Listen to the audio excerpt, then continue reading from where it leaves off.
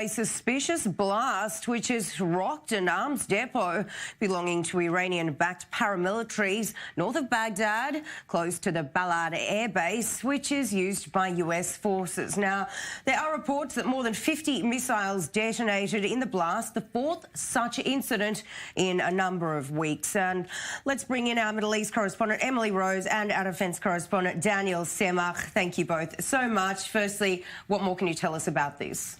Well, it looks as though this blast comes as a series, a bundle of other such events. That's what makes it a little bit more worrisome. And we've seen this kind of pattern of targets that are close to, in proximity of places where U.S. troops are perhaps stationed. What seems to be worrying, as it seems to be a kind of a microcosm of the war, the developing sort of conflict between Iran and the U.S. And Daniel, some people are pointing the finger at Israel for this. Yeah, absolutely. Because one is the nature of the target here is a Iranian-backed militia.